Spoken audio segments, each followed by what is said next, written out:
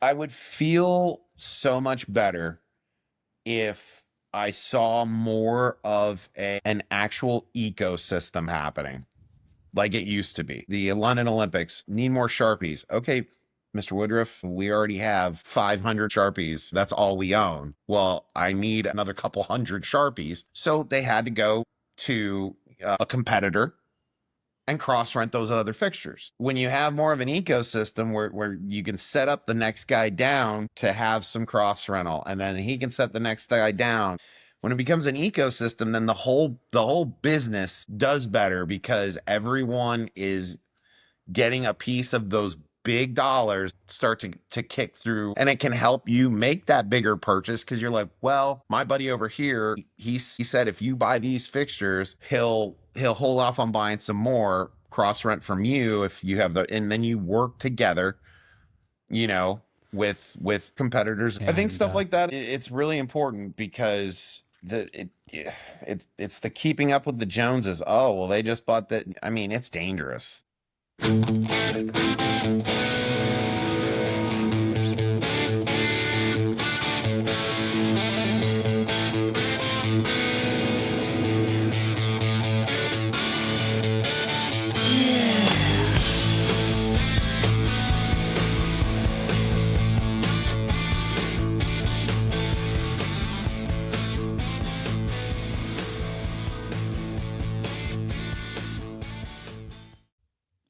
hello and welcome to Geese of Gear, another amazing episode. Today's guest is Corey Easterbrook. Corey is a lighting designer and co-owner of HotHouse Music and Production, a Fort Myers-based company specializing in live audio, video, and lighting.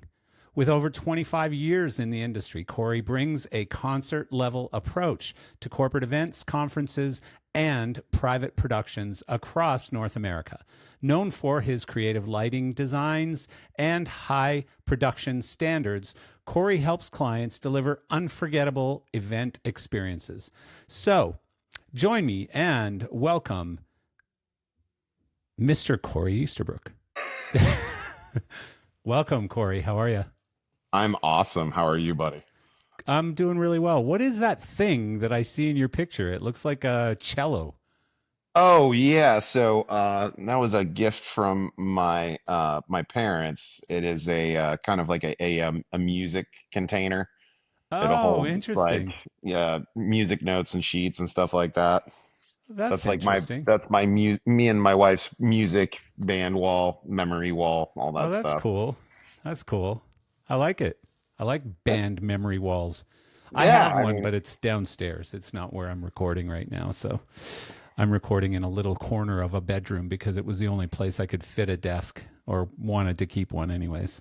well, yeah, because you got to keep that whole setup mobile with you, seeing as you're up north right now, eh? Yeah, and I've got it dialed. Like I used to have to, because I'm a little bit anal about sound quality and just quality in general. So I don't want to just kick out. It's easy to kick out a shitty podcast and not have any Yeah. kind of quality standards. But for me, I like to have pretty good audio and I like to kind of do it properly. So I used to carry around a road case with like a mixer in it that was a podcasting mixer and recording devices and all this stuff. And I had like basically a road case and a big duffel bag that I had to carry to do a podcast. Now I basically have this microphone and this boom arm, and that's it, and my Sweet. laptop. And so, and I could get rid of the boom arm, but I don't like a little stand in front of me, like, because plus if you touch the desk, you hear it through the mic and all kinds Well, of and you stuff like just look that. so much more professional I with the do look boom pretty, stand. I look pretty fucking professional right now, I Corey. You I got I to admit I it. I think you should probably get that microphone platinumed out though. You think I so? think you need some platinum in your life. We need to bling my microphone a bit. I didn't say bling, just platinum. We don't need to go full rhinestone. We're not going to No rhinestones. Swarovski over here. Come on, man. Come on. Nah, I wish I could just do like, AirPods and no microphone in front of me, but I've just never gotten the sound right.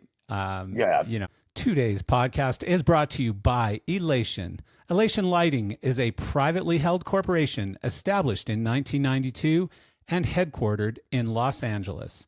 All products are developed and engineered in the United States with sales and support office locations in the USA, Mexico, and Europe, and distribution via a worldwide dealer network. Please join me in watching this video.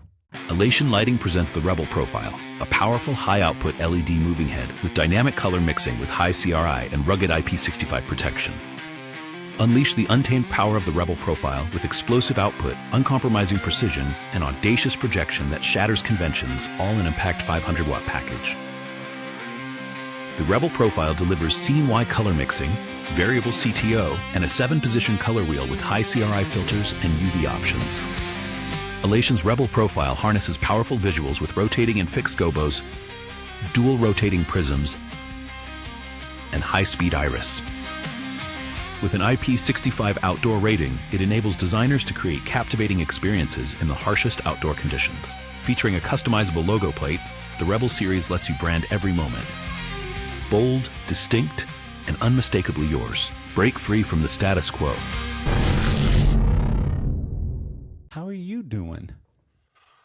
Doing good, like getting a little rest after I've been, a lot of one-offs happening, a lot of, festivals and shows in the middle of nowhere.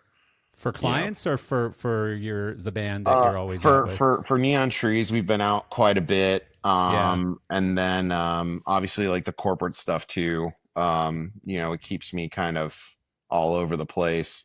yeah. Um, so this last batch though was, the 3 flights in plus a 2-hour transit van, get the show done, in bed by 11, lobby call at 3 a.m. to go to the next, show in California, and Uh, 2 hours in the van and flights, and it's crazy flying with s- 48 pieces of luggage, showing up at so the tiny municipal airport, and they're like, what is this? that's hilarious. So Neon Trees is sort of in between small and big, right? Like they're it's not a big tour yet, but it's also not like 4 guys in a van kind of thing. Yeah, it's very interesting with Trees, because for whatever reason people have heard the name, Yeah. but then they can't sometimes track it. Yeah. And I've even had people be like, oh, they'll like the typical Uber ride. What do you Yeah. do? I'm just trying to Yeah. mind my own business. And then Yeah. they push and they push, and then you tell them, and they're like, I've never heard it. And then you're like, yes, you have. And then Sometimes it's much easier if you could just say Beyonce or Justin Timberlake or yeah, something that totally. they've all But I mean, or as Black soon as I Sabbath. say it started with a whisper, they're like, ah, because that their hits like Animal and Everybody Talks got a ton of airplay, and then also just like commercials. And I mean, Yeah. I've been in, an elevator and heard two of the bands that I work with pop Oh, that's on in wild. in succession while I'm coming down. So like, they've been out there, and the tours are a little bit on the smaller side, but the festivals are always crazy because we'll do the college festivals, and then the standard state festivals. And it's crazy, the college festivals, like these kids basically grew up listen to that stuff. I Yeah. call them kids now. I'm like, wait a minute, I was a kid. And then I go to Yeah. these college shows. I'm like, oh my gosh, these are Wait till kids. you get to my age because I'm calling you a kid. Oh, well, hey, I'll take that as a compliment for now. I Yeah, mean, exactly. Trust this me, is kind it this is gets kind of white worse. over here, man.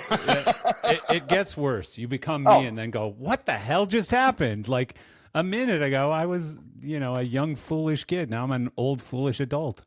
yeah, there you go. So, We call yeah. we call But ourselves kidults, buddy. yeah, Kidults. that's funny. Always stay I, young. uh, I admit that I had never heard of Neon Trees until talking with you about it. And then I went and looked it up on YouTube and stuff. And I went, oh, I've heard this song before. Yeah. So, sometimes like the way we're fed music now isn't the same as when I was a kid, when you went out and bought an album because you really wanted that album. And, you know, I'd spend a Saturday afternoon in a record store, like thumbing through albums and looking at the album covers and going, oh, that's cool. But like at that time, they didn't even have listening stations where you could hear some of the songs, right? So you either heard one hit song on the radio or you heard none of it and bought the album just on a whim. But you knew what you were buying. And nowadays it's like you hear something either on satellite radio, on a mix on your iTunes or whatever it is, or Apple Music, I guess, or Spotify or whatever. And you go, whoa, I like that song. And you might look at the screen and go, yeah, I like this artist or whatever. But yeah, it's just different. So you don't always know the artist. You hear a song It and is, you go, I like it. I mean, it has changed. So, I mean, and obviously music, whether we're talking the production side, we're talking the business side, we're, you know, all that stuff, like the progression of change and where it has gone.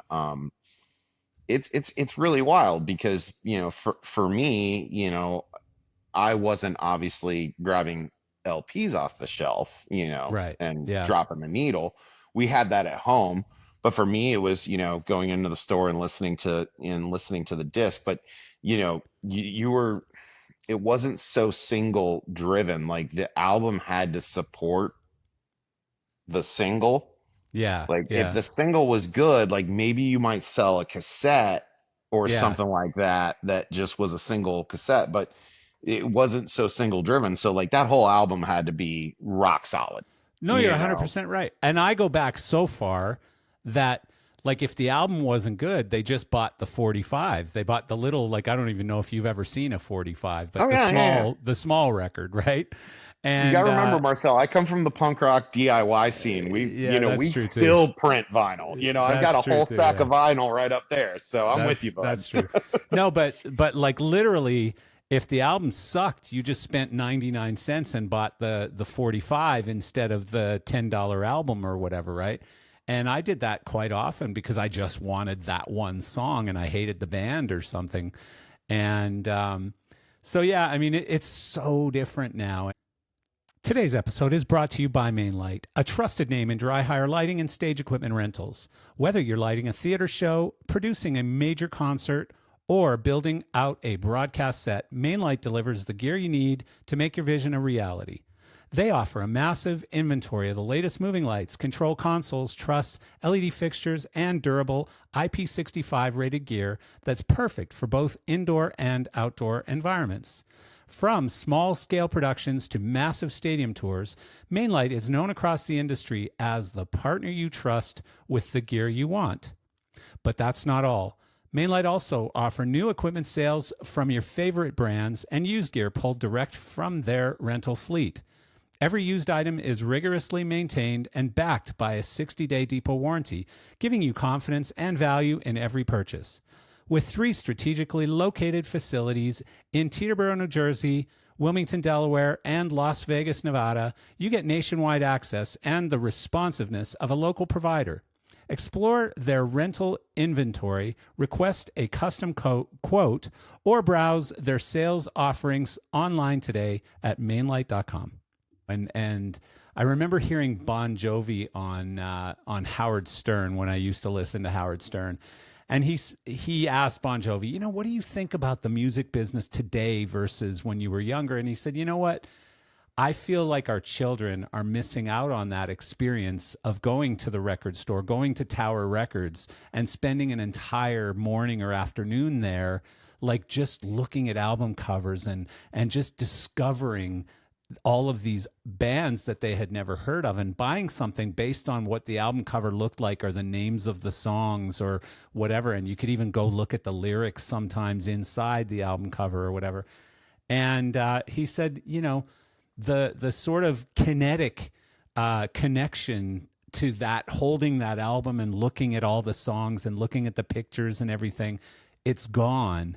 And now it's such a like just here and gone kind of feeling with music. Like they come through, they go through your playlist or your whatever you're listening to, and it's just not the same. There's not the depth. It's all surface level now. Yeah, but then, on the other side of it, so me, I'm starting to get a little bit more kind of set in my ways, not like trying to find as much more like new music and stuff like Yeah. that. Like stuff will come, but my wife is still constantly on the hunt. Yeah. And I mean, there's also an accessibility now to Of course. where you can find bands that like back in the day, that band would not even have a chance of being available Totally to true. you. I mean, Yeah, back totally when I true. used to, tour when I was still playing, um, like finding local, you're in Charleston, and all of a sudden this opening band is just blowing your mind. And Yeah. you get to talk with them and you get the record. And then, of course, you lose that three storage units ago 20 years ago, but now you can still find them again because it's all been uploaded now, and I finding do all love those old that. bands and listening to it again, it's Yeah, that whole great. discovery process is so good now. So that's sort of the other edge of the sword, right? Like, so I'll give you an example. I'll just find a song or something on Apple Music, and then you create a station based on that Yep. song or whatever. And I discovered this band called Gunshine, who you probably have heard of because they're from, I think, your coast of Florida. I think they're from Tallahassee or something. Okay. Um, they're a pretty they're almost like an 80s glam rock band, but in today's I got age, you. right? And there's a Yeah. lot of those bands out there that I really like right now because that's the music scene that I come from, that Well, and it's 80s all rock. running in circles, man. It Right. all comes back around, But check out Gunshine. They're a really interesting band. And so then I'll just say, create a station around these guys. And now I discover just all kinds of new rock, which I happen to like a lot of that music because it's like we got back to sort of guitar, bass, drums, and screaming vocals. And that's my jam, right? Yeah, yeah, absolutely. So I do kind of like that. But like I said, because you can listen to everything, you don't really latch on to anything. You just kind of, it passes through for moments, right? Yeah, As opposed to, no, knowing, and especially like, when like I went from cassettes to CDs and now to to MP3s and owning it to now just streaming. yeah, When you couldn't, when the fast forward button, or when it wasn't so accessible, it also slowed you down to pay more notice and listen through right, right, records, exactly. Yeah. Like, which like is Dark which is Side of the hard now. Moon, I've heard 1,000 times or more, right? The, Yeah, the whole album. Whereas like Gunshine, I couldn't tell you what the other songs on the album are necessarily, right? But yeah, I could recognize it if it came up. I'd go, yeah, that's that singer from Gunshine. But um, so yeah, I mean, very, very different. So I didn't know you played. You said when I yeah, used to play. yeah. So the whole me coming into this industry all started. I'm trying to think how far back I should go with this, but Go for it. basically, I When I was was raised seven, when I was seven, a long time ago. I was raised in a very conservative Christian household. Like yeah. we brought the TV up like from the basement once a week. You So your know, c- your dad didn't have an earring in his lip, you're saying? no, no, no, Ah, no, it wasn't a thing. Jesus. But they came from the whole Southern California, hippie and rock scene. My dad has seen some of the best shows out there, from all times of bands, and the bands he got me into, um, you know, molded me, with his record player and all that style stuff too. But like in our household at that time, they've now relaxed quite a bit after having three children. Yeah. But at that time, it was very kind of restricted on that end. And the only thing I was really able to listen to was like, the Christian music scene artists and Really? stuff like that. Huh. So I went to the Christian bookstore and was listening to music, and I found a CD with a cartoon face on it with spiky hair. And I was like, what is this? And I put it on, and it blew my eardrums out. It was just straight one, two, one, two, three, four, and it just went. And I'm like, I'd never heard anything close to that. Yeah. And I was like, that's different. And I kept on going back and going back. And the third time I went back, I bought all the records they have, and that band was MXPX, and that got me into punk rock. Uh, Interesting. And that that was in a Christian. Are in a they? Christian books. They're not Christian, are they? They started on Tooth and Nail, and like in their first record there were some references, but they were at that time it was they were Christians in a band. Ah, The music was about the music. They were in the Southern California punk rock scene, playing with all the bands at that time. But they got signed to Tooth and Nail because they came from those church shows, like even back in my day. There wasn't a whole bunch of places to play where it could be all ages. So you'd use a church, you'd use a civic center, you'd use whatever you could. yeah. Um, and so that's how I discovered punk rock. And then And where were my you at that time? Was that in California or was that in Florida or no, somewhere else? I was here in Florida, and I was about 13, I want to say. Yeah. I was Okay. 13 years old when I found it. And then the church that I went to had another sister church, and their band, one of their bands for the church band was younger youth group kids, and they came and played an event with us or something like that. And I look at the drummer, and he's got a mohawk, and the guitar player is all thrift store clothes with a stud belt. And I meet these guys, and we started talking about music, and we were into the same music. The culture is what lured you in more than maybe even more than the music, right? Like it was the culture and the look. Because you mentioned the guy's spiky hair in the one thing that you found in the Christian bookstore, and then the mohawk on the drummer in this other Yeah. band. So it seems more like the look and the culture that really was pulling you in. Like I feel Well, like that guy looks, you know? it's a bit of both, because in punk rock culture, or whichever subgenre you want to go with, um it's that identifier of like, Yeah, you can see a look and be like, that person thinks like me. But it in all the subcultures, it's all based around the music. Like, what is it talking about, and how do you feel, and like how it expresses you. And then the clothing and all that stuff is just an identifier to be like, I think we think the same, we can yeah, talk to each other. that makes sense. Yeah. um but getting into that, and long story short, that drummer and that guitar player, that was Jeremy and Zach. They were brothers, and at the time I played drums and I played guitar. Well, their band, they needed a bass player. They didn't need drums or guitar. And so I was like, all right, I'll learn bass. And Jeremy, he was going to school for professional upright jazz bass at the time, and he taught me bass. And then that's how I started back in, I think my first show with them was back in 99.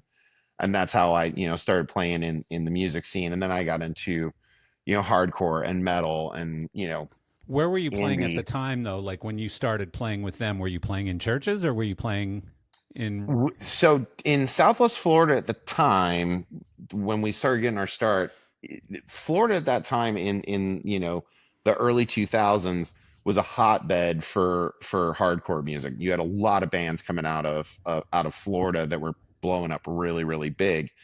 Um, and so because of that, you had a lot of national bands that were coming down. So we were throwing DIY shows down at the Naples skate park, and like uh, civic center type area all the time. And I mean, we had everybody playing there. Yeah, I mean, Yellow Card played there, Newfound Glory played there, Dashboard Confessional. All these bands that are huge now would come, and we would set up on the floor with two speakers on sticks, and rip out shows as much as we That's could. And wild. then there was house shows and all that type of stuff. Um, so it was a great time to be in that scene. It was so exciting because all these bands, and like especially coming out of where I was and realizing that, oh no, like you can go see these bands. It's not like you have to go pay for a ticket to go watch them at the Barbie B Man Performing Arts Hall. Yeah. Like, no, like you can go be part of the scene and talk with these guys and exchange numbers. And then when you book a tour Like they're like, oh, okay, well, hey, this is my friend up here at this venue in North Carolina.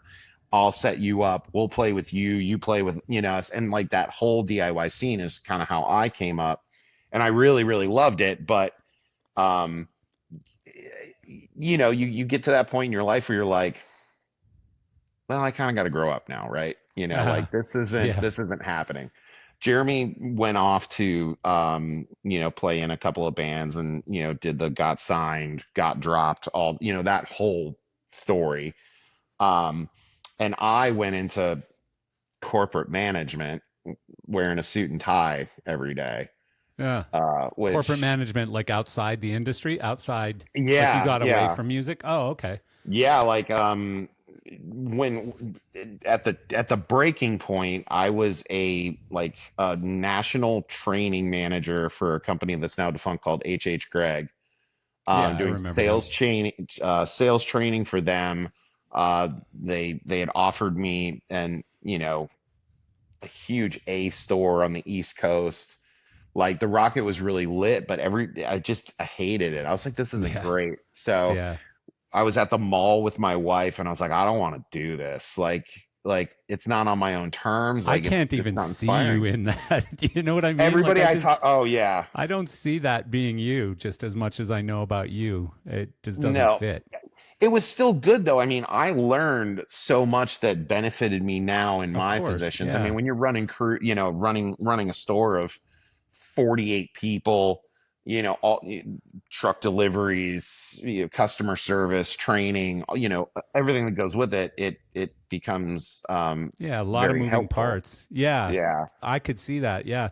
Knowing, like, I've bought lots of things from Gregg, and, you know, I think they paid commission, right? Yeah. Because, like, you could tell based on the people that they were hiring. Mm, And I could see how that could be a great learning experience to get in there and be able to sort of mold these people into something and have yes. some of them sort of rise up through the system and become someone. Like Yeah. that would be very rewarding. Although you're probably dealing with a lot of people who don't rise up on a daily basis too. Like It's they're just, true. yeah, It's yeah. true. But basically, I went to my wife. I'm like, I don't really want to do this anymore. And from playing in bands, Jeremy and I had amassed, a trailer, all this equipment, and I went to him. I was like, hey, let's start a production company or something like that, you know. So we had four JBL PRX powered 12s, a Personas mixer, a nice boat anchor. I think there was eight par 56s on wood bases and a trailer and some backline gear. And so we scraped up 3 grand a piece and started HotHouse. Oh, And really? I didn't yeah, realize your partner in HotHouse was a guy in a band with you back in the day. yeah, I mean, he's Oh, been that's my cool. best friend since the age of 16. That's I wild. mean, yeah, Oh, we've been very tight for cool. a long time. Yeah. So, we started Hot House, and Jeremy is an awesome front of house audio engineer. And I mean, I did audio engineering too, but we didn't need two of us.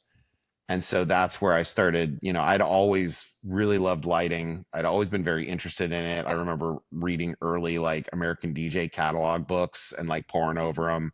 Yeah. My mom actually sent me a few months ago. She's one of the first plots that I ever drew, and it was just me messing around as a young teenager drawing stuff. And I'm like, oh my gosh! When I saw it, I was like, I think this might be the end. This is like the beginnings of all of it. Um, So but you guys didn't lighting know was open. jack shit basically about running a No. production company or anything like that. Mm-mm. You just said, "Hey, we got a little bit of gear that we've acquired and let's just put it together and see if we can make it work."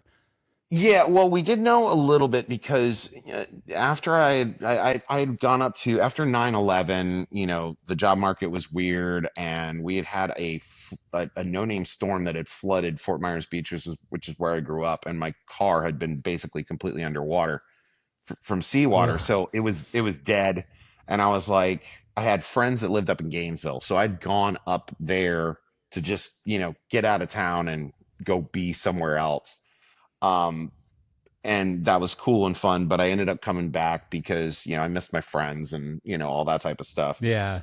But when I came back, a buddy of mine who owns a production company locally, I was looking for work. He's like, well, you can come work for me. And he was doing corporate work, but it was like we did uplights and stuff like that, but it wasn't technology side. It was like decor and tchotchke side. I see. Yeah. But a lot of big events with him. So I already had that background, like building truss arches and that type of stuff, figuring out how to not blow circuit breakers in a ballroom with par 64s with gels on them, Yeah. that type of stuff.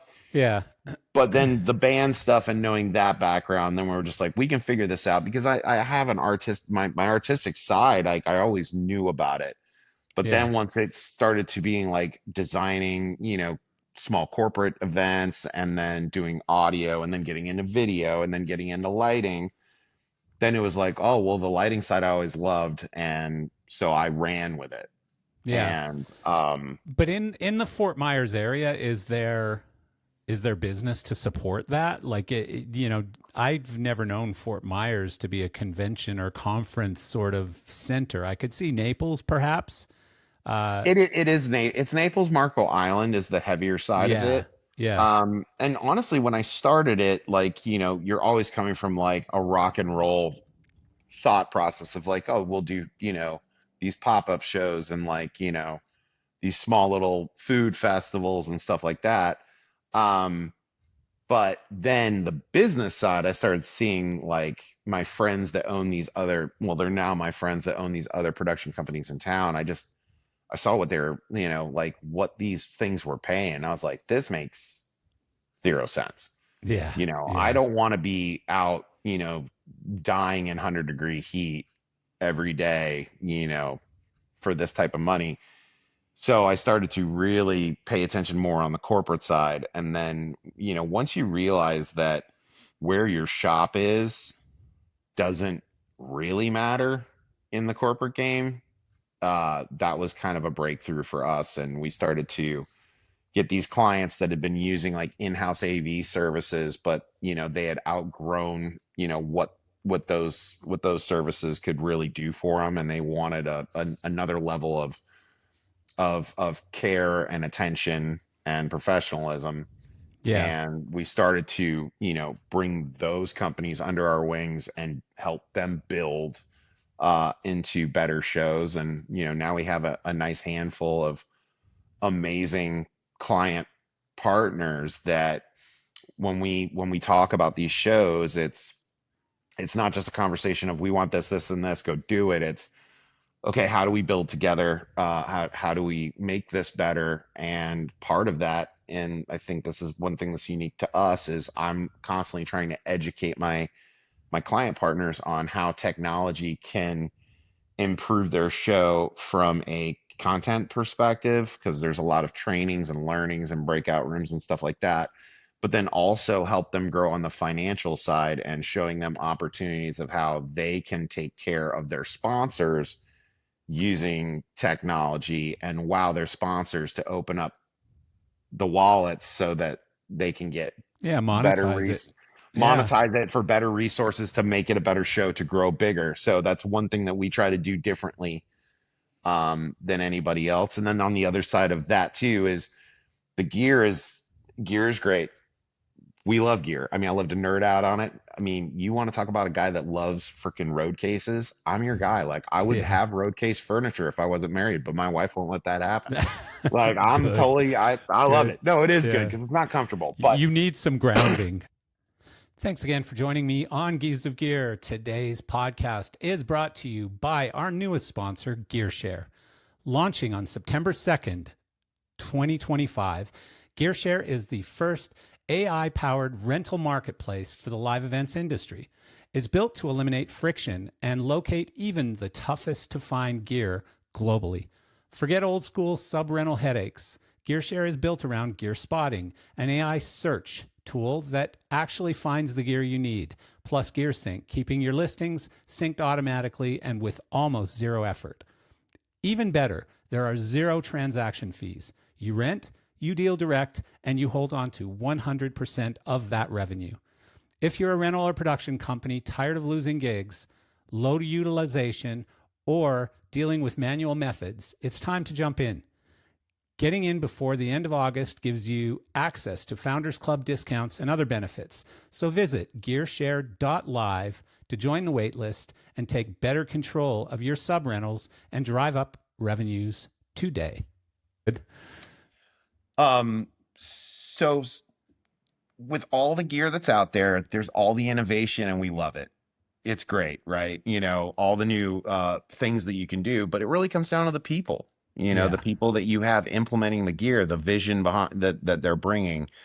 And with me being fortunate enough to be out and do the touring stuff and meet those cats, which, they're ready to, go through a wall.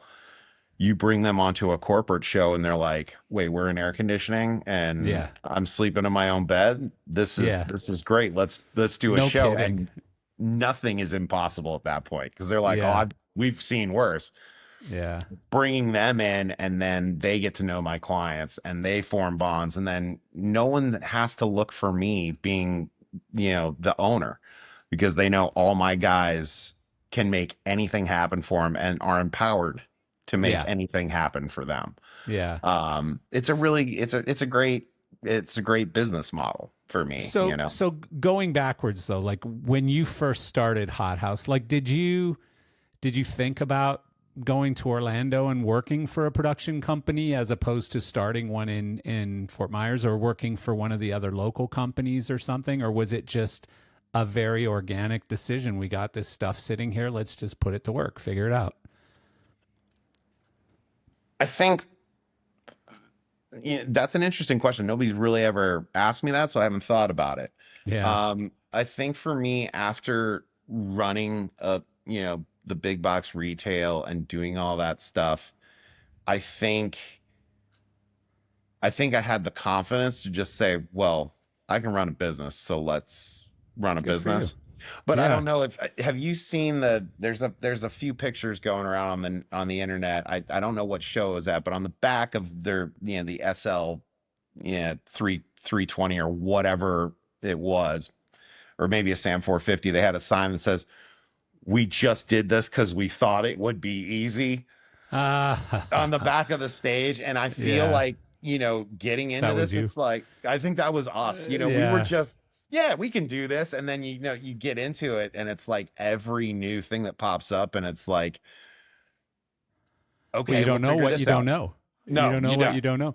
But so having gone through that, let me ask you something. So if you were advising a bunch of 18, 19, 20-year-olds right now who are thinking, should I start my own rental company? Would you guide them to maybe get a couple years experience first and then do it? Or would you just say, yeah, jump in head first, do it? I think that we were lucky due to the time when it happened. We were in that interim between, things were going from analog to digital. Like we were Even moving in. lights were still early, you know? Correct. Yeah. Yeah. So I think we were lucky that we jumped in when we did. Um, I think currently with the business, like, I mean, you've got guys that are out there doing it. I mean, even locally, like, I've got a local company that we will, we're kind with each other. If they're too booked, they'll send them my way and vice versa.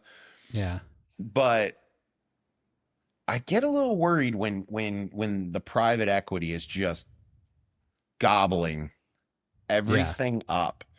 True. Um, Everything is getting so expensive. I mean, we're talking baseline gear is getting so expensive. And sometimes, I mean, I'll say on the audio side, like console side, I don't know why it's so expensive because I'm constantly watching my A1 looking at the crack of his butt because his head is buried inside the freaking the brain Yeah. fixing. And it's Yeah. It's like wild. you Yeah. you're spending all this money. It's all being specced on all these tours, and it's getting to a point where, and everybody wants to 360, It's not like back in the day where you could be Dave Rat and say, I'm building boxes, I'm jumping in the van, Yeah. I'm just going to do audio, because now it's like, well, I don't want to just hire an audio company and a lighting company and a special effects company and a video company. They want it all 360. But these totals, the The money you CapEx have. requirements are just ridiculous at this point. I completely agree with you. But, before we get into that, because I do want to actually nail into that one, because it's a big topic, the whole private equity and CapEx requirements and all that stuff. But what I was getting at is like, I would always advise people to take not only free learning, but paid learning, to take it seriously. Like I worked for companies before you were born, probably, who I felt like I was smarter than them sometimes. I felt like I didn't I was like, I wouldn't say demeaning myself or anything like that, but I would just I felt like I was rolling my eyes quite often because I didn't agree with how they were doing things, but I was being paid to learn the business. I was being paid to learn my job and to learn how to be successful.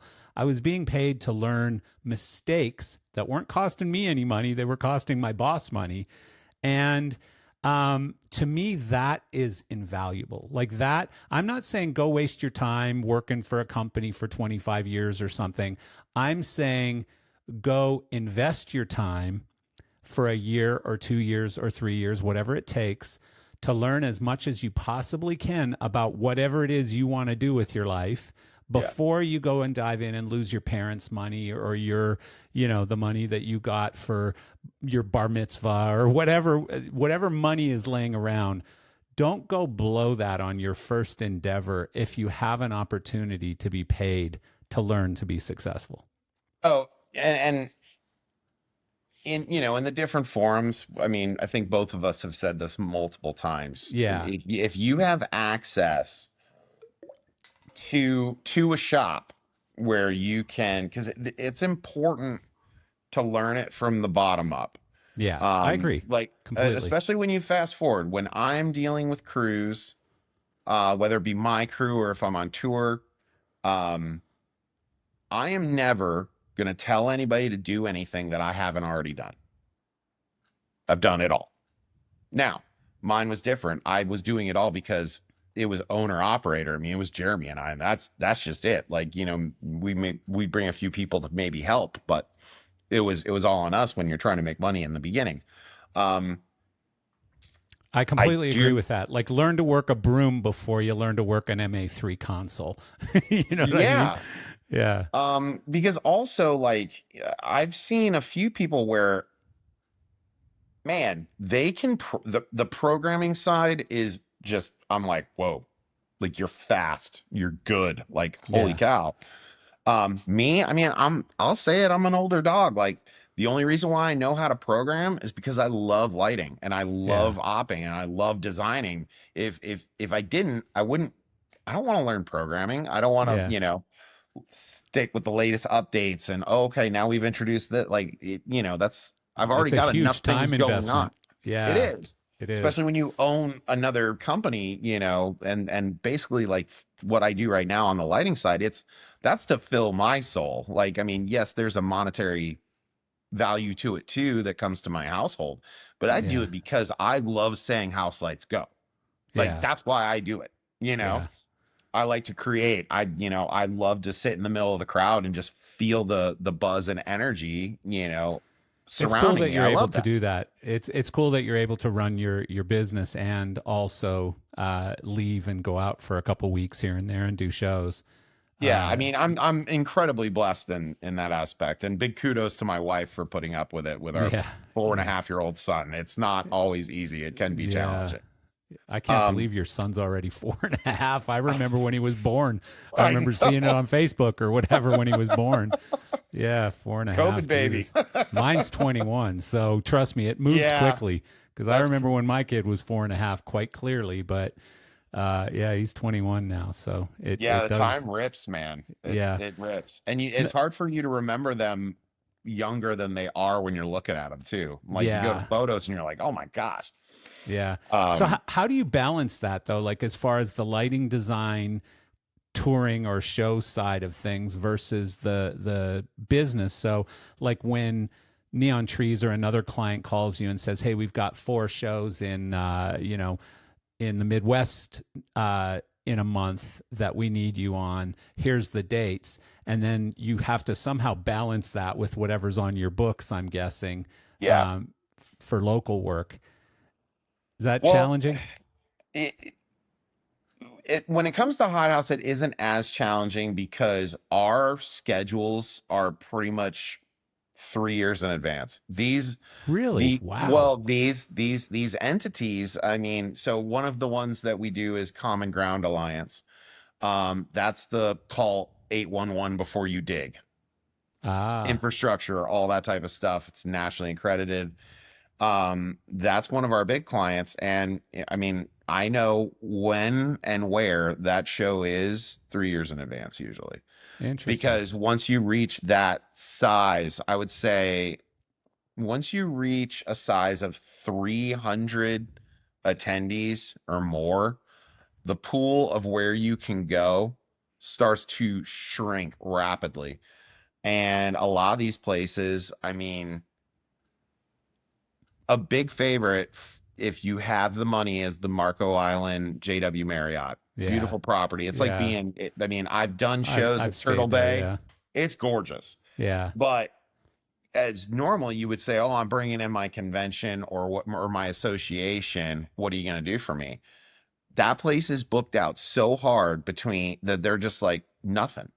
Like Yeah. you're going to pay $900 a night, and Yeah. you're going to pay to use the ballroom, and you're going to pay, because so many different associations and all these places are, after COVID, it exploded. Which pisses me off because as a Florida resident, I used to be able to book a weekend there or at in the Keys at the Chica Lodge or something, and Yep. get like a resident Florida resident discount and get oceanfront for like $250, and that's Yeah. just unheard of now. Like that's 700-800 bucks all day long at a Yeah. deal, And I'm like, what?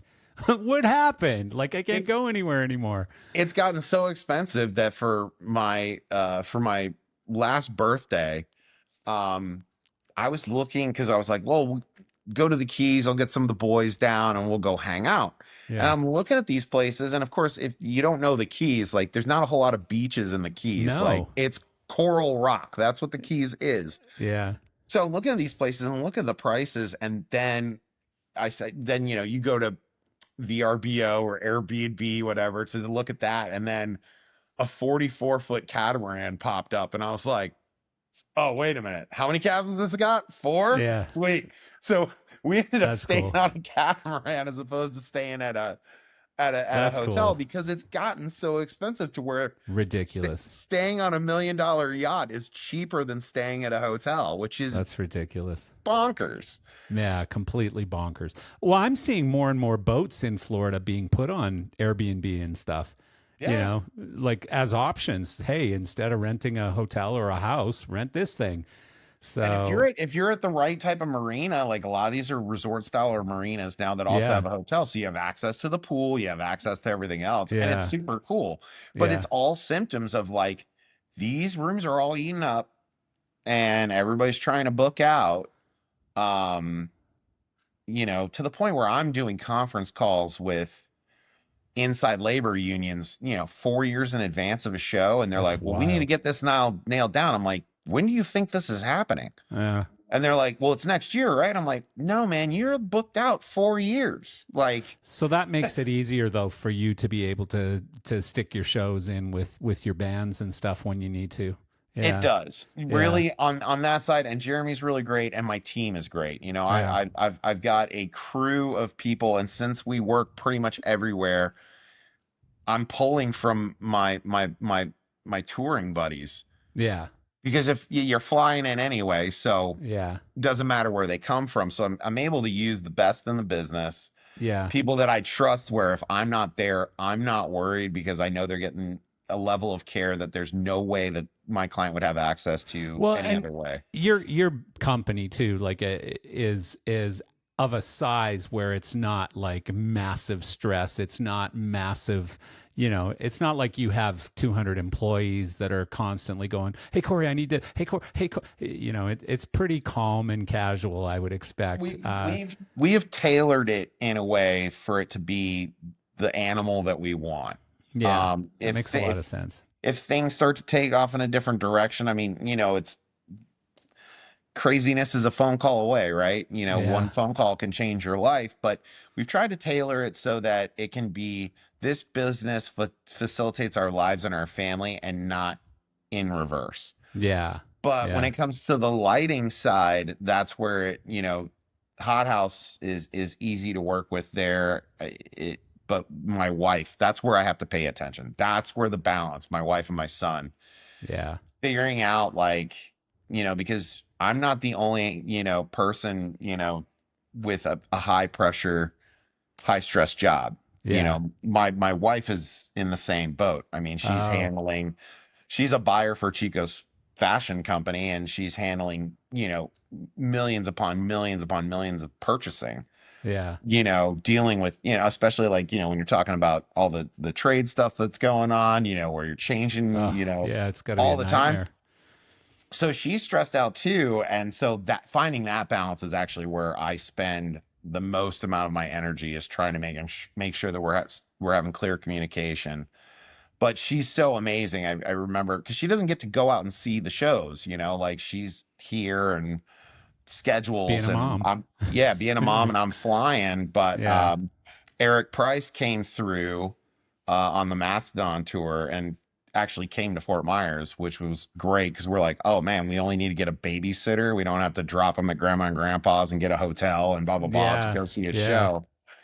And we're up at front of house with Eric, and it's just, and Eric is such a fabulous LD. Like, it's just Yeah. beautiful. I'm just bopping along. She just looks at me and she's like, I could never tell you not to do this. Like, Yeah. I because she's get up it. there and she I feels get the it, buzz, honey. and she's like, Yeah. this is, yeah. Yeah. Yeah. She's like, That's cool though. That, I oh, mean, you married well, it's like, is it Mr. Wonderful who always says that, the most important decision you're ever going to make in life is who you choose as your partner. absolutely. And it's true. I mean, I know so many people whose wives nag at them, and it's like, she just doesn't get what I do, and you picked wrong there, mister. Like, she's not a bad person, she's just not a good match for you. Yeah. And that's never going to solve itself, because she's not just No, going to suddenly come to your side, and you're not going to quit your career. So guess what? You're going to have trouble forever. And but also I try to be very clear on it too with myself. Is she did say on the Unity tour where I was out with AWOL Nation, and we were out with 311. That was the longest tour that I've ever been on. I think it clocked in close to 7 weeks. yeah, And that she became a came to bit me. much. She came to me and she's like, you need to not forget, I didn't sign up for this, Yeah. which is true. She signed up for Hot House, and then all of a sudden Not after shit house. yeah. Yeah, Well, she she signed up for did. Hot House and you delivered shit house.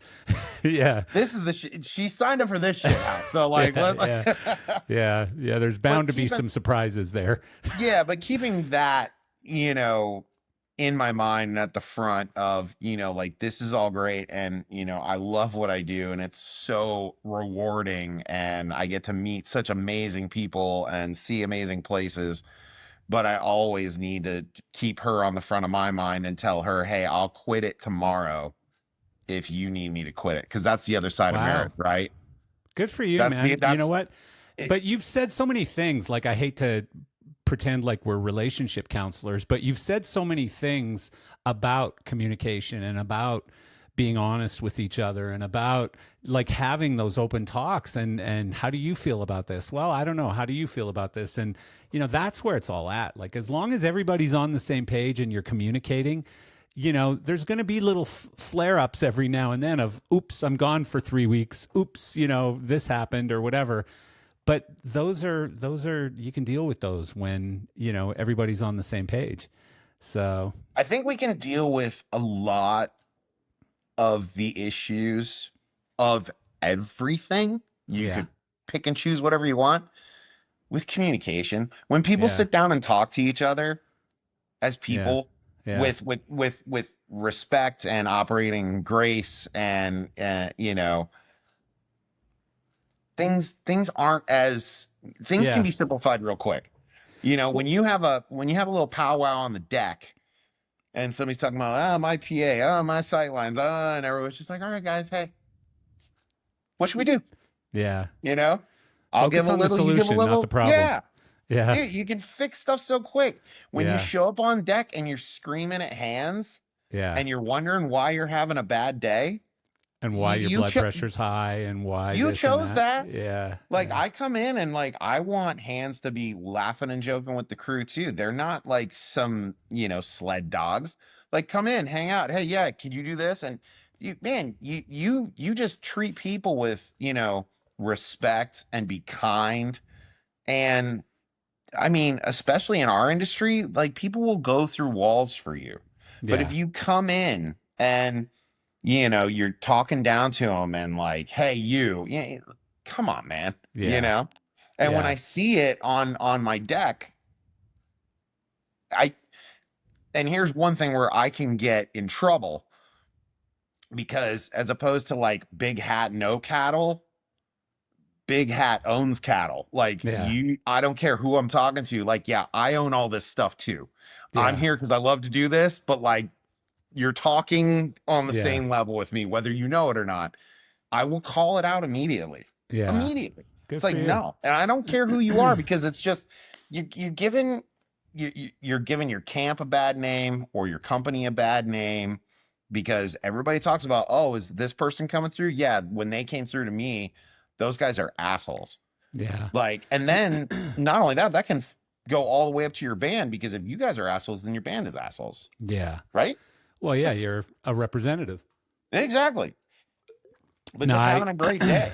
I agree with you completely. I love the whole concept of, just good communication and yeah, I mean, it took me a lot of time in my own career and my own life to not be a hothead and to not just immediately react to things and immediately jump in guns a-blazing and all that stuff because we're passionate people. And I'm in business, I'm an incredibly passionate person. But I've learned to turn the passion into a superpower as opposed to into something that just flares things up and makes them bigger problems than they are. And generally that's just about timing, like when you yell. And it's the same way I raised my son. If you yell all the time, it's just fucking noise at the end of the day. It doesn't matter anymore. But if you only yell once in a while, they know you're serious. And people take notice. Oh yeah, they Yeah. know you. Oh, now he's mad. Yeah. Versus being mad all the time, you're just an asshole. Like if Yeah. you're just yelling all the time, you're an asshole. So Yeah. it took me a lot of years to learn that though, and it wasn't because I was an asshole, even though I am. It was because I'm extremely passionate, and I was wearing that passion on my sleeve as opposed to sort of curtailing the passion and using it as a superpower.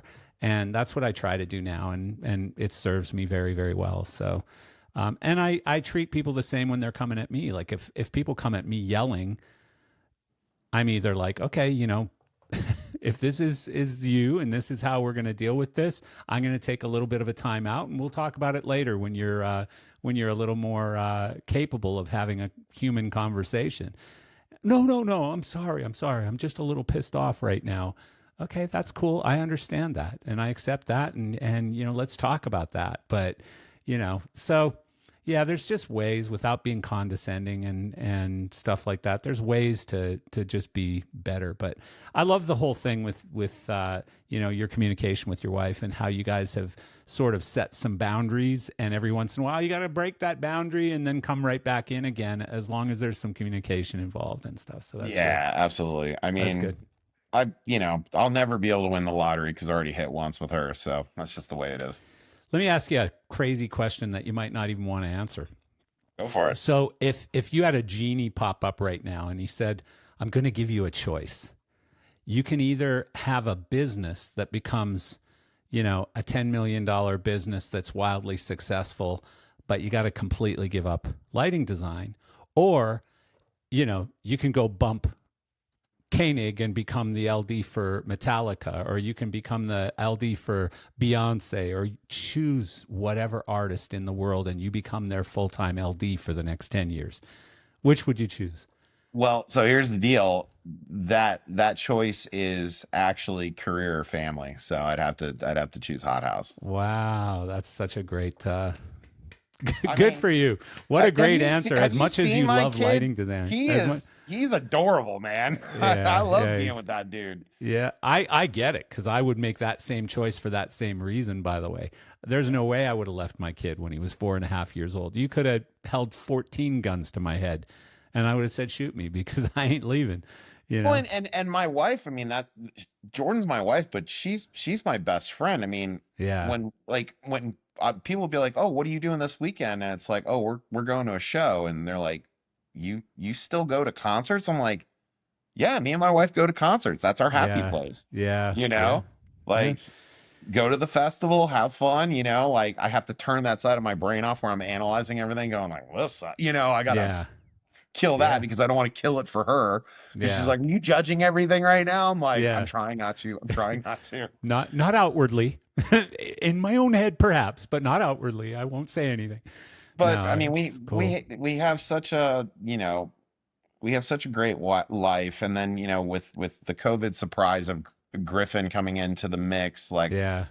especially for such a dark time for all of us. I mean, that's when you and I met, was Yeah. at Yeah. such a Exactly. crazy time for all of us, and to have no income coming in, and all of a sudden it's like another mouth to feed, and freaking out over that, and then now you've got this It all little works. person, and It all it's works. So amazing. it all finds a way to work when you have that little person who you look at and you go, oh my God, I'm responsible for this. Like, I'll never forget leaving the hospital and I'm like, what do you mean you're letting us go? Well, you're done. Like, what the hell do you want from us? And I'm like, well, don't I have like an instruction manual or something? Like, what do we do? I don't know what to do. And I was 40 years old. How slow did you drive home? Well, no, here's the thing. It was I still had to 10 and have 2 for people me. I'm from the like, hospital. I had to have people from the hospital come outside to the parking lot to show me how to put the frickin' the seat into the BMW. I was like, I don't know how to do this. Like, well, where's this the was before instruction YouTube manual? too, right? So, Well, I mean, it was 21 years ago, so I yeah, don't remember if that was before YouTube, but probably pretty early in YouTube. You couldn't just YouTube everything, and right. figure out how to do it. But yeah, I mean, it was just like, I couldn't believe they were letting us leave without an operating manual, or how do we keep this human alive? Like, does he eat popcorn? Does he like steak? What do you do? When can he have his first beer? I don't know any of these things, right?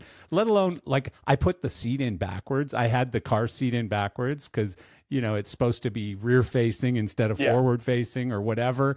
I yeah. did it backwards and I got in trouble for that. And, it was just like, wow, a kid is actually not only financially accounting on me now, but literally to stay alive. We have to feed them. We got to wash them every now and then. You got to change a diaper here and there. It's like, what the hell? But it Well, comes so and I don't know naturally. about for you, like when we were in the birthing section of the hospital, like we were just surrounded by ninjas. Like these nurses and everybody there, like they were incredible. And then as soon as he was born and everything was cool, they moved us to the other wing, and like they're like, fucking figure it out. Yeah, exactly. Well, we had a problem, and, no politics, no nothing. We had a problem because my ex-wife now didn't want to breastfeed. And Okay. I wasn't breastfed, and I turned out perfect. So I'm just joking, by the way. But you know, Flawless. the nurses and stuff, like, were treating us like we were frickin' some kind of space aliens. Like, you're not breastfeeding, like, we were terrible people. Like, we were depriving our son of health and all this stuff. They were treating us like shit. And so finally, our pediatrician came in for his first visit in the hospital to meet the baby and everything. Yep. And he said, "Do you guys have any questions?" And I said, "How much time you got?" Right. Because I got questions. But my first question was, can you give me the real scoop on breastfeeding? Because everybody's freaking us out a little bit right now. Like they're guilting us and making us look like a bunch of assholes because we're not planning on breastfeeding. And he said, "Listen, Marcel, I have 2 kids that are 2 years apart, 2 sons. Yeah. And one was breastfed and one was fed formula." Yeah. And he said, the one fed formula is smarter, easier to deal with. He's more reasonable. He's like, you would think, if anything, if one of them had an advantage, it was the one that was fed formula. He said, here's the thing. The first 4 months, there's a lot of stuff in breast milk that keeps babies alive. Basically, there's stuff that their immune system, it builds their immune system very, very quickly, right out of the birth canal, basically. Immune system and the latching, like that. Yeah. That connection. Well, Totally. the latching we all learn when we're like 16 and get our first real boob in our mouth, but the other part, yeah. So I figured it out eventually. The latching I got into, but no. And he said, literally, just don't go on airplanes or in crowds with the baby in the first 4 months and you're fine. He said, in fact, there are things in formula that are not in breast milk that are equally important or even sometimes more important in the development of that child. And you're not sacrificing anything. So if they guilt you, tell them to go fuck themselves. The doctor actually said that to me. And I was like, good, thank you. Because that's kind of what I did. Yeah. For me, and this goes, man, for me, this is just a life thing. Balance. Yeah. If you have too much of anything, yeah, it's not a good thing. Yeah. So true. Yeah. It just balance. Like, in lighting design, balance, like. Yeah, you don't want to turn everything on all at once just because you have it. Yeah, I mean, gosh, when people ask me, like, well, so do you have any tips for, like, getting into the lighting industry? I'm like, learn to sit on your hands. Yeah, yeah. Because when you get all the toys, you want to use all the toys. I still struggle with it all the time. Like, don't use all the toys. I always love designers who start with darkness. You know what I mean? Like, you don't start with everything on, you start with everything off, because everything's building and darkness is still important. Shadows are important and all that kind of stuff. I love that. And it goes through to everything else, with my son. It's like, well, what about screen time? It's like balance. Yeah. Yes, he needs to be outside. Yes, good luck with that. You're so going to lose control on that. I had that conversation with someone this morning. He said, I'm going to teach my kid I'm not going to allow my kid screen time. And I said, good fucking luck. Like, you have no control over that whatsoever. You can block them. You can put apps on their phone. They figure it out way better than you do. And then either that or they're just grabbed onto your leg going, hey, and you're like, just throwing it out. The other problem. I need a minute. Yeah. Have you ever done a cross country flight without an iPad? Don't even bother. Cause I've been there. Like, I had a kid when there was no iPads, there wasn't iPhones back then. And so, you had to bring a DVD player, a bunch of DVDs, some books, some coloring. You had to have a freaking duffel bag full of stuff just to keep them busy. When the iPad came out, I went, toss all that stuff. I just need this one device, and he's happy as hell for a 5-hour flight. Perfect. Yeah, it's pretty amazing. Yeah. So back to the business. So we kind of touched on the whole private equity thing, and I'm not slamming private equity because I think there's obviously a need for it in our industry. Yeah. The problem is, which is also the opportunity, these shows just keep getting bigger. And the stadium shows now, the requirements for some of these stadium shows, but even arena shows, it's like, I remember a day, first of all, when there was no moving lights, but I remember when moving lights happened and it was like, 24 movers on a rig that was a big deal, right? Like now, the average arena tour probably has 500-600 moving lights and stadiums over 1,000. I mean, it's crazy. It's absolutely insane, and it's making it so, I mean, it affects how much certain positions can make, because it's constantly like the more and more and more, and then you have the other nefarious ones in the room that will not say who they are, that are just soaking every dollar out of every tour, and they're making it so, I mean, the artists are now touring to stay relevant, but only the biggest tours are actually making any money. Yeah, there's a bigger gap between the haves and have-nots now, and it's funny because I was recently talking to somebody from Live Nation, somebody pretty high up in Live Nation, who I said, what do you think 2026 is going to look like, or maybe the end of 25 going into 26? What do you think it's going to look like? And he said, well, we're showing really strong blah, blah, blah. Like he gave me the company line, strong numbers and blah, blah, blah, and good growth. And I said, but where? And he said, stadiums. And I said, so what about arenas? And he goes, arenas are going to do okay, but they're softer than stadiums, and smaller theater shows and even some of the sheds and stuff aren't going to do as well. And I was like, really? And he said, there's just such a hunger for these big stadium shows right now. And for Live Nation, they're so lucrative because they own the stadiums most of the time.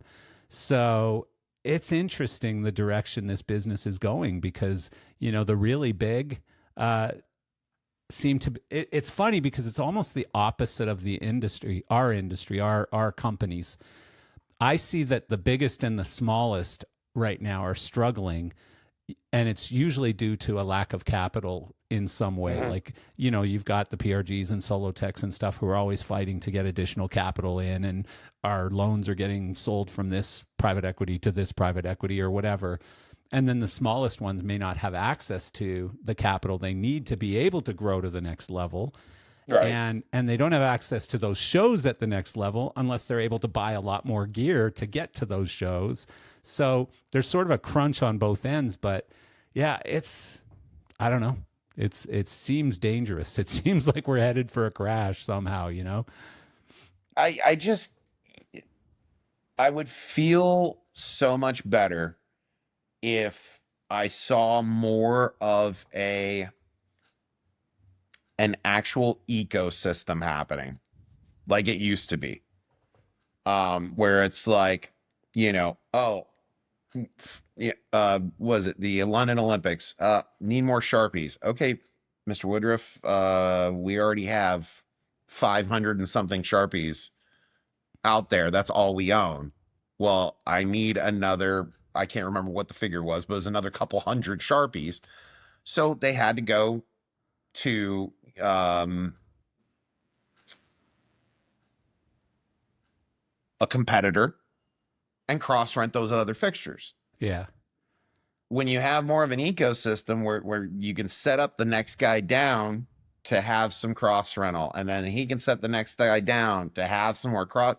When it becomes an ecosystem, then the whole business does better, because everyone is getting a piece of those big dollars that's, start to kick through, and it can help you make that bigger purchase, because you're like, well, my buddy over here, he said if you buy these fixtures, he'll hold off on buying some more cross rent from you if you have and then you work together, with other competitors and other shops. It's so funny. You've just created an ad for the new business that I'm building, which is called GearShare, which is basically a completely AI driven matching site. It's a marketplace, but basically on one side you have a huge amount of inventory from hundreds of companies or thousands, and on the other side you have an AI search engine that is basically finding everything you need from everywhere on earth, whether they're the smallest companies or the largest companies.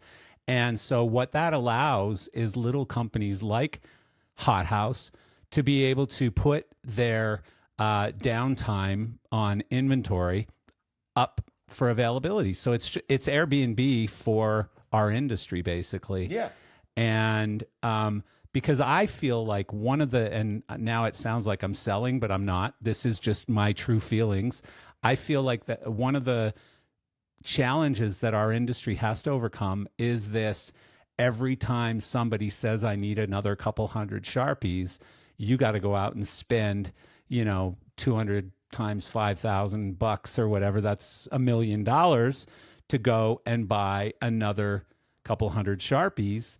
And while the manufacturers love that model, Yeah. it's not sustainable on the rental company side, because there's so much debt being built up to a point where it's just incredibly unhealthy, and it creates just such an ugly environment to do business in. So I feel like if utilization is currently at 50%, it needs to be at 80%. If it's currently at 70, it needs to be at 90. Whatever it is, utilization needs to be bumped up so that you don't just have, all of this dry inventory sitting there doing nothing in between shows. It should be being used on another show. That's good for the sustainability of the planet. It's good for the sustainability of the industry. And so anyways, it's something I literally built 20 years ago, and then realized the technology just wasn't ready for the big show yet. So I killed it before I started it, basically. And for the last 20 years, I've sat around thinking, somebody's going to build this. And nobody ever really did. So I just finally said, you know what? I guess I got to do it. So it launches in a couple of months. And I think stuff like that it's really important, because it's the keeping up with the Joneses. Oh, well, they just bought that. I mean, it's dangerous. Like it really is. the debt side. I mean, I've done it. I've gone into debt. I've made those moves.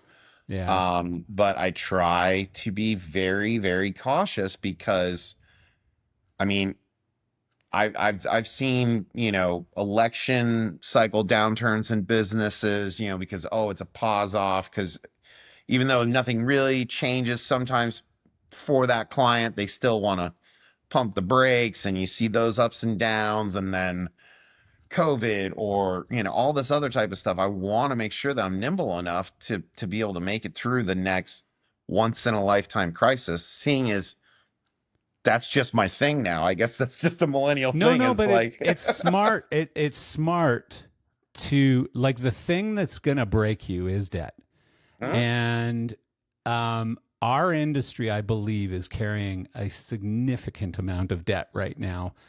And it's because everyone's trying to keep up with the Joneses. So if you've got the version 2, I need the version 7, And I mean, if you just look at sound systems, like it's incredible how much people are willing to invest in the latest L-acoustic rig or the latest D&B rig. That doesn't change a thing about your revenue. It doesn't change a thing about how many tickets are sold in that event. Nothing. It's like, and anybody who is in the moving light game, we're making these incremental advancements, and everyone has to jump and buy all of these new products. And I get it. I mean, it's sort of a flywheel or a hamster wheel that has to keep running, right? But yeah, like I would love to see a few less brands out there, and just a lot more focus on the really great brands, because there are some great brands. There are some really, really great brands in the moving light game, in the audio game, etc.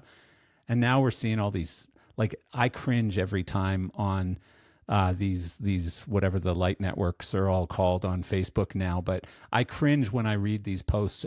Has anyone been using sheds for your shows, or all of these other like off-brand Chinese brands and stuff? Ugh, really, is that what we've become? Like, come on. I mean, I get it. Everybody's got to start somewhere, and I don't try to dog people, but at the end of the day, it's where it's hard for me is you got all these people that I know personally that are trying to come up with new fixtures or how to innovate and all this other type of stuff. And, within 6 months, the knockoff is out there, and, I hate that. It just, I mean, as a business owner, I feel so hard for for the industry when that stuff is happening. And whenever I see stuff that is a little too much, I mean, I send it over and be like, hey, I think you might be able to get cease and desist on this, Well, and it's try to funny. help where I can. Right before I got on this, a good friend of mine who owns a pretty large sound company sent me this thing and said, "Have you seen this?" And so what they were doing is they were looking online because they have a L-acoustic Cara rig for sale with me, and they were looking online to see if there were other ones for sale, and they found this Chinese direct knockoff called Cara 2, and sent it to me, and I was shocked. I was just like, that's disgusting. Well, You know? you saw the video of the L Acoustics rigs getting destroyed by Yeah, ESI. Yeah. I mean, Yeah. like True. the Yeah. fact that they won and they were able to grab that system and take a dozer to it, like good Yeah. for you. I mean, Yeah. that's But it's so progress. hard like that. Oh. If they weren't as big as L Acoustic is, there's no way they would have been able to do that.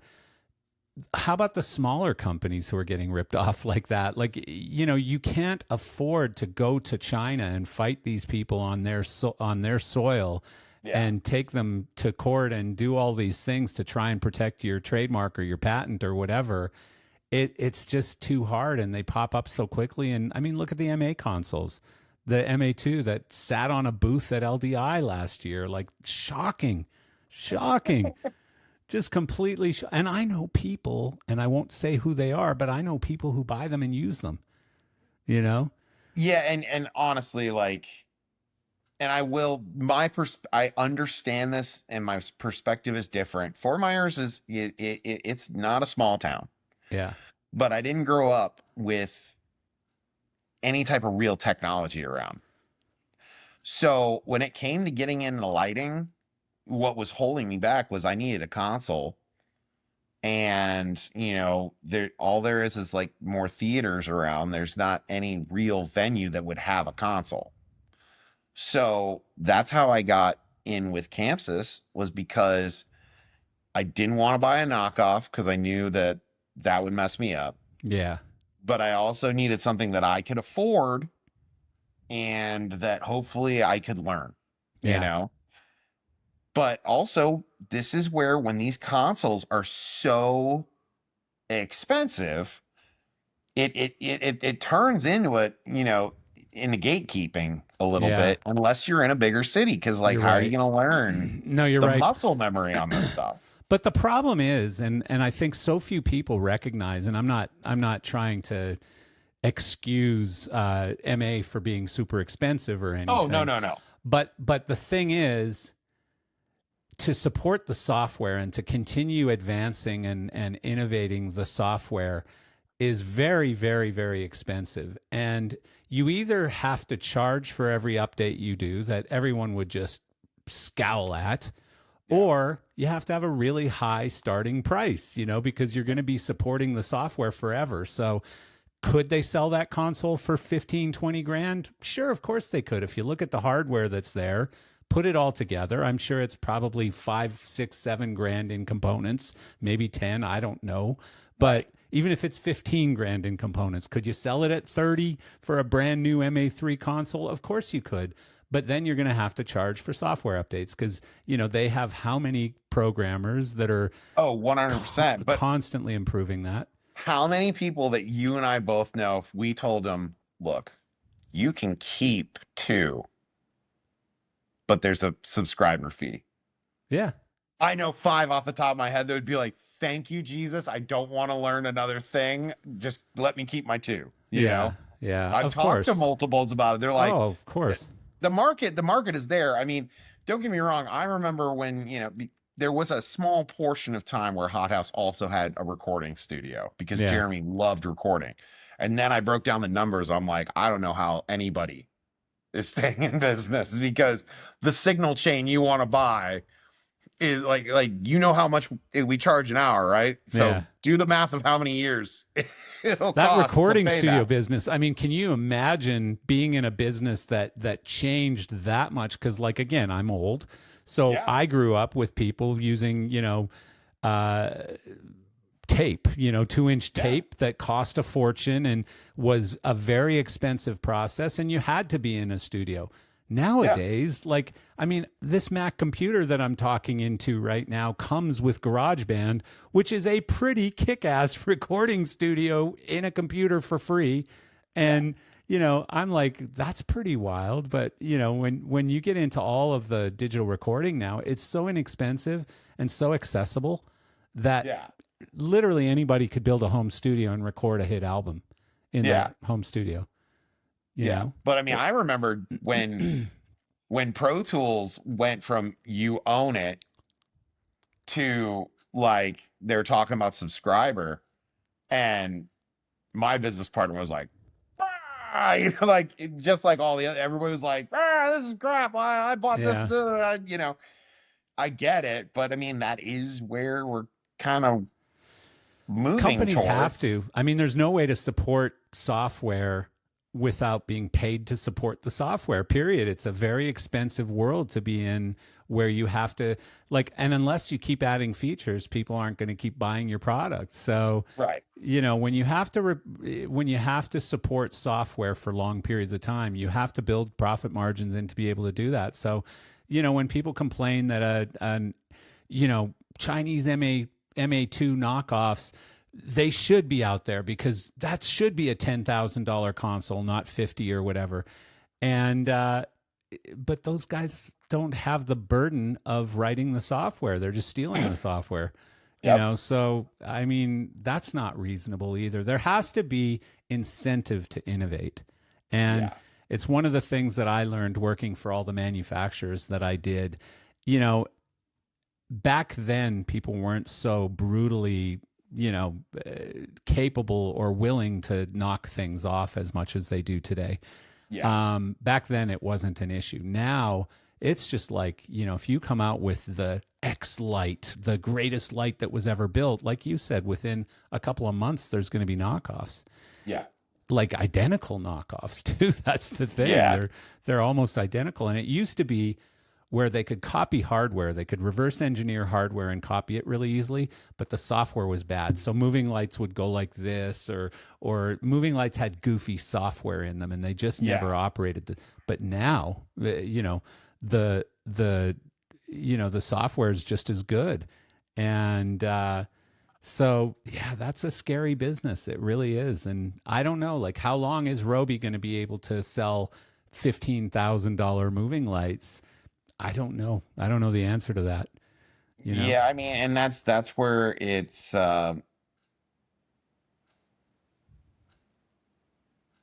your stuff has to work, and it has to, once again, to the ecosystem. I can, as the owner, throw my Amex card and say I want 2 dozen of this. And that's great. And I've decided to make that financial decision. But down the road, if I'm constantly being like, wait, what do you mean I bought 2 dozen? Well, yes, you bought 2 dozen, but we only have 18 working right now. When that keeps on being a thing, and that's where, as long as the manufacturers really keep the focus on the quality control, so that I'm not down lights, and I'm not constantly, having to send a light off because I can't fix it on my bench, that's what's really important to me as somebody who's buying those lights. And that's why I would continue to buy those lights, if they're doing that for me. Well, and the argument I would make to that, or for that, is that better than ever before, every manufacturer, Chauvet, Elation, Roby, Ayrton, all the good manufacturers have nailed it. I mean, you just don't see fixtures fail like they used to. And I'm sure you do. You probably find some, but all I hear is that everything's reliable. American DJ, or ADJ as they're called now, are good, and they're reliable. Everything's good now. Like the good level has gone up to a point where even the bad is like a 5 or a 6 out of 10 versus a 2 out of 10 like it used to be, where it just failed constantly. But when you get into some of these $200 moving lights and stuff, it's just crap. Like that stuff is going to fail. you know, the fact that people are going on these light network things and saying, so give me the real skinny on, if I go and buy these $200 moving lights to do like big concerts and stuff, like, first of all, you're not even going to be invited to the party with that inventory. I'm Right. sorry. So yes, you can do the local high school dance, or you can do the local, dentist convention for your local region or whatever. You might get away with that as long as, they don't fail on the keynote speaker and start wiggling around or something. But it's just not how I'd want to build a moving light brand or a company. I wouldn't want to build a company around bad inventory or bad people, So, like, I don't know. Like, if that's what you want to hang your coat on, great. But I don't see a future in it. Sorry. Yeah. It's like having a rental car company with all shitty rental cars, like, that are unsafe and that are going to break down. Hugo's are us. Whatever, you know what I mean? Like, is that what you want to be? Like, is that how you want your brand to be represented? I don't think so. But, again, like, bringing this all back around in a full circle, the challenge is when if you get a bid across your desk that says, hey, do you want to bid on this? And it's got 500 $10,000 movers on it, your only option is going to be to cross-rent because you're not big enough to be able to buy those 500 movers. So should you just immediately be shut out of that opportunity? Maybe. I don't know what that argument is. But to me, like, it's created such a vacuum at the top end of this business where you've had to insert all of these companies, these private equity companies, and they don't focus on taking better care of the customer. They don't focus on necessarily quality. I'm not saying they're all bad quality, but their focus is on this quarter better be more profitable than last quarter or we're going to have a problem. Yeah. And, I don't know. Is that what our business is now? I guess so. I call it send another semi. It's just like, oh, we'll just send another semi. It's like, no, man, I can't afford that. Like, when I'm doing, a lot of times when I'm doing my designs, like, I would love to be working with a SaaS client where it's just like, oh, we'll just add another semi. Yeah. But I'm not. So what I have to do is I have to take the napkin and look at the pack to figure out the ground support cart that I'm going to have to pack with. And then I got to take that. And then I need to get inspired around those logistics so that I can stay on budget because these guys aren't making money. The money is down, The lighting could even be a luxury on some of these tours, to bring a ground package. There's only so much space, you still got backline and front of house and all that other type of stuff. And so, like, finding, fixtures that are quality at a good price, because that extends down to me in a rental rate. Finding, and I try to use smaller companies, like, I've used PRG, but I don't need a 48-way Sacco distro for my ground package. Yeah. And they're like, well, but that's what we got. And it's like, dude, give me a lunchbox. Like, I don't have all this room, but they're not set up for that, which is why I love, like what my company does, or, Jason Roberski with JRLX, or Victor with Squeak. Like, they figured out how to grow, but take care of these LDs and bands that need this certain niche, but they need the transport option, like custom carts and like all this type of stuff, because they need it to deploy, and they don't have 7 techs, like sometimes we're lucky if we even get a tech. Yeah. And not everything's a Beyonce. Exactly. And I love to see those guys do good, because they're being very, boutique-esque, but really focusing on those small things that make a big difference on the road. Yeah.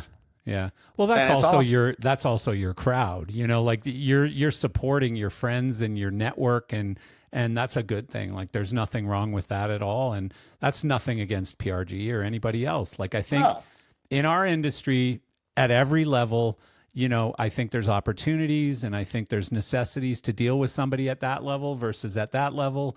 And, I ain't dogging anybody. I don't care how big you are or small you are or whatever. Oh, and I have to bring up Jake Tickle too, because otherwise he'll be blowing me up on my phone, be like, "What uh, about me, man?" Because I love the guys over at Bandit too, but like, yeah, I love to see those innovations. Oh, we're doing this to, like I I like to be able to get inspired off of, well, here's solutions to get your stuff out there and to yeah, make it so it sets quick and you can have an easier day. Because I mean, most of the tours when I'm doing it, like, oh no, we can't afford a tech, which is always funny because I go from being boss man, like this is the hand that signs the check, I shouldn't be pushing a case with this hand, yeah. to I'm in, short shorts, running back and forth to front of house, at a shed and it's 110 degrees out, with no Why'd you tech have to say short troubleshooting, shorts, Corey? baby. Why'd you have to go there? Bro, No, just think about it for a second. It's tasty. I had a conversation last week, and I won't mention the name or the company name, but an account executive for a large company, and he said to me, Marcel, I don't want you to share this, but I got to be honest.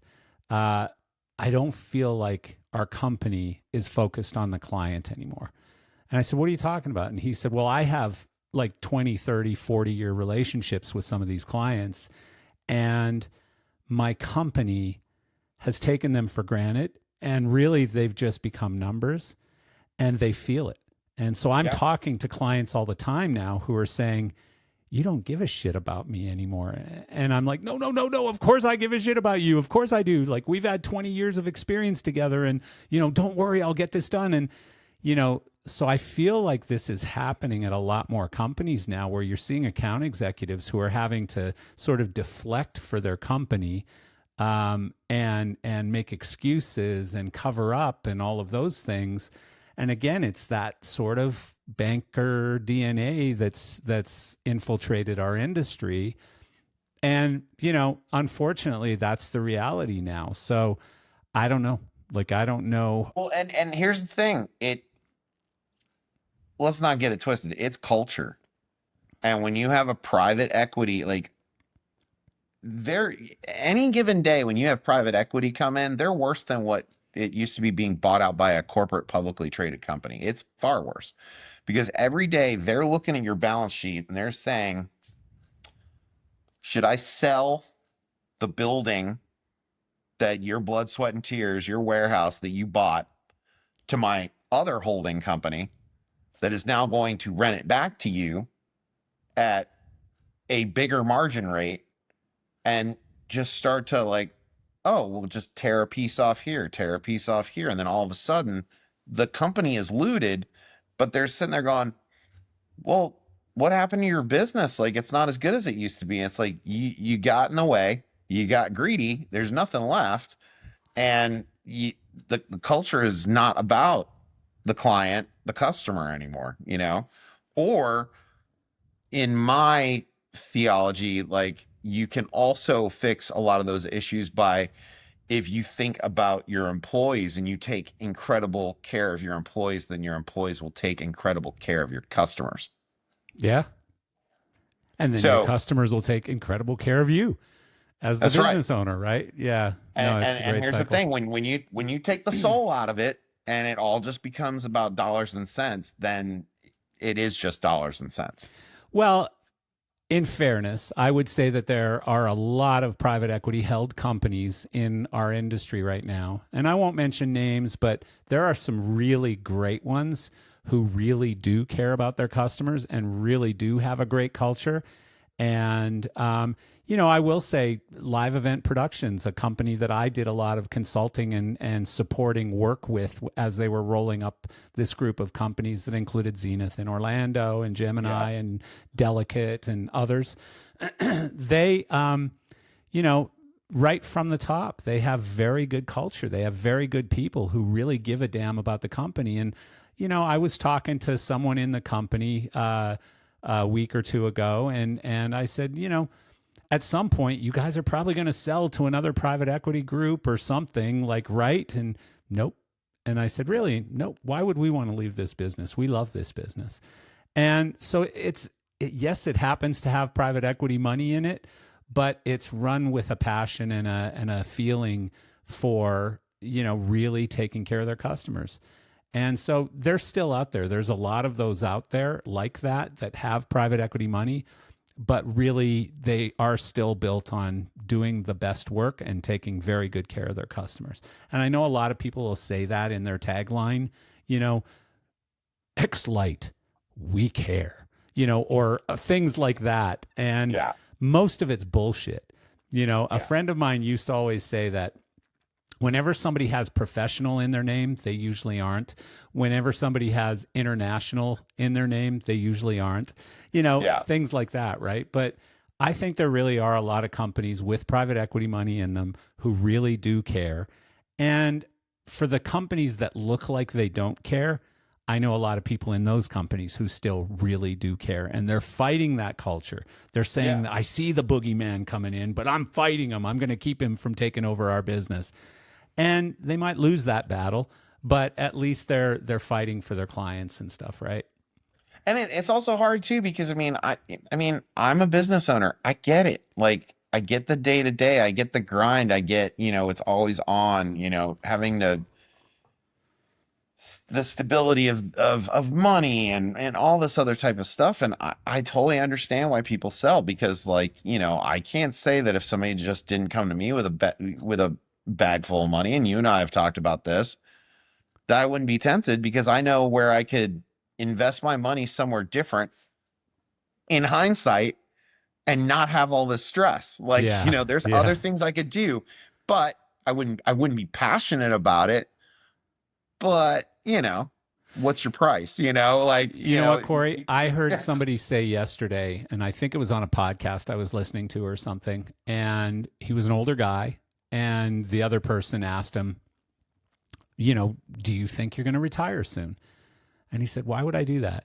And he said, well, everyone wants to sort of cash out at some point and retire and, go on with your life. And he said, you know what? Here's the thing. 20 years from now, you're going to be sitting on a beach somewhere, sipping a cocktail or something, and you're going to be remembering 20 years ago going, God, that was fun. God, that was amazing what I used to do. I used to get to stand front of house and house lights out or whatever. I used to have a little company that we had it under control. We didn't have huge problems. We had lots of little problems. It was so great. It was so cool to pull up our sleeves and rally together and make a show happen and stuff. And why would I give that up? And it really makes sense. It really does make sense. Well, especially so my dad was in construction superintendent work. And when I became a teenager, he one of the bits of advice that he gave me was never go into construction. He said, period. Mm-hmm. I'm like, well, why would you say that, Dad? You've provided for us, you worked hard and yeah, you worked a lot of hours sometimes and all that type of stuff. It beat up your body a little bit, but you were okay. And he's like, well, there's just this top to it. Like, this is the ceiling. That's where you can go unless you start your own thing. But then there's all these other, things that factor in. He's like, but the problem is if you're anything like me, and I think you are, at the end of the day, it's going to be very gratifying to you to turn around before you leave the site and be like, I did that. Yeah, 100%. I built that building. I did that. Well, and by the way, fast forward, your dad was wrong because being in construction is one of the most lucrative areas you could be right now. I mean, it's crazy. Yeah. Try hiring a plumber. Yeah, well, and that's the thing. And the trades are awesome, but he was right about one thing, but it's like that on steroids in this industry. I mean, I get to do that every day. And in a shorter time span. I mean, I'm not talking about 5 years to build a building. No. This is going to be up in 5 hours. And then it's going to be gone. Yeah. And I designed that. That all came out of my head and then just miraculously went brrr. and thousands of people or hundreds or whatever it is screamed and went, "Oh my God, this is incredible!" And you got to be a part of that. Yeah, and that's why pretty this cool. industry is hard to get out of, because if you've really got the bug, if you're really that crazy and you're really that passionate, like what else are you gonna do that's gonna come close? Not very many things. You Nothing. could be a porn star. I mean, that might be as close. You know, you could look at what you've accomplished very quickly. In my case, Very much quickly. more quickly.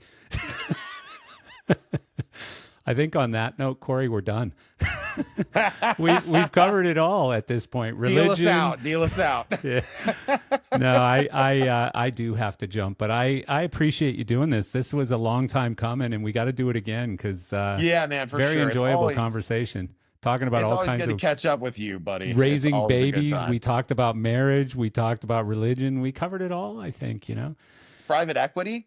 Yeah. Come on. We could have spent a little more time in porn, but you know, we'll get to that next time. We'll do that the next episode. Stay tuned for part 2, right? Yeah. Thanks, pal. I appreciate it, man. Appreciate you, bud. Have a great week. Hey, you too.